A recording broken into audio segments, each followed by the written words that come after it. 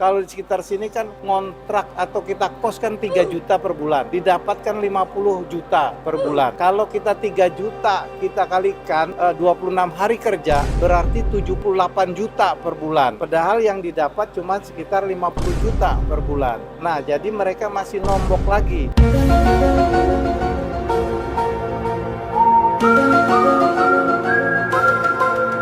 Pernah nggak sih kalian ngerasa DPR itu kayak ada gitu, tapi nggak jelas fungsinya di mana, abu-abu gitu. Katanya sih wakil rakyat, tapi entah rakyat mana yang diwakilin. Karena kalau dilihat dari kerjaannya, kok rakyat justru lebih sering diprank. Secara teori DPR punya 3 tugas mulia. Antara lain bikin undang-undang, menyetujui anggaran, dan mengawasi pemerintah. Indah banget kan? Ya, tapi itu cuma di kertas. Kenyataan di lapangan yang sering kita lihat malah kursi kosong, anggota tidur, atau sibuk main HP saat sidang. Kalaupun serius, biasanya serius waktu ngomongin fasilitas, gaji, atau proyek baru yang menguntungkan mereka sendiri. Sekarang gini, apakah negara ini bakal lumpuh kalau DPR bubar?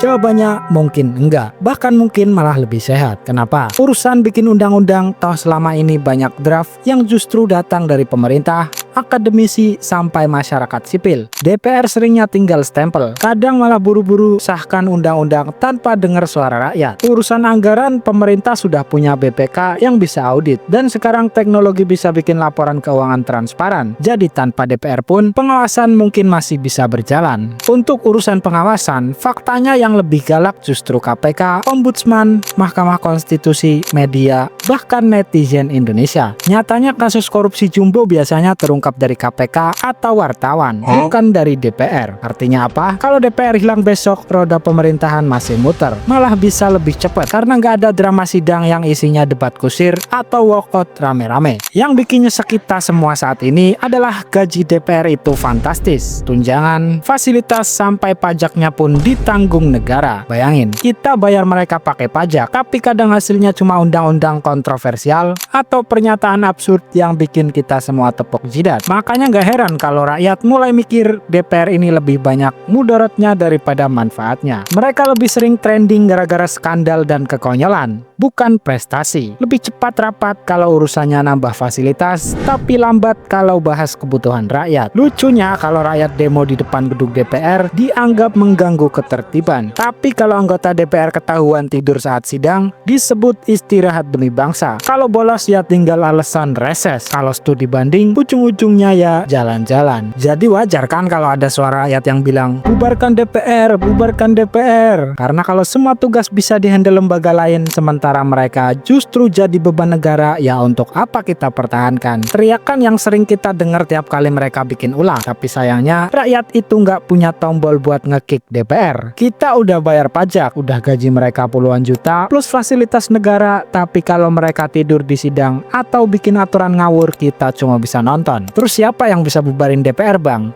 Nggak tahu, mau tanya saya. Presiden bisa usul lewat Mahkamah Konstitusi terus ke MPR. Artinya yang bisa nyopot DPR ya elit juga. Tapi kelakuan elit-elit kan juga sama aja. Jadi kalau DPR nyusahin rakyat, ya rakyat cuma bisa ngelus dada, demo, atau marah-marah di sosmed. Padahal rakyat di atas kertas disebut pemegang kedaulatan tertinggi. Tapi kenyataannya kita kayak cuma penonton yang disuruh bayar tiket tapi nggak boleh protes kalau pertunjukannya jelek. Makanya jangan heran kalau tiap ada berita DPR, warganet langsung ngamuk karena rakyat itu bos yang bayar gaji. Tapi anehnya, bos di negara ini malah nggak bisa pecat karyawan. Jadi kalau kamu juga kesel, coba bilang aja. Kalau rakyat nggak bisa bubarin DPR, terus buat apa ada slogan kedaulatan di tangan rakyat?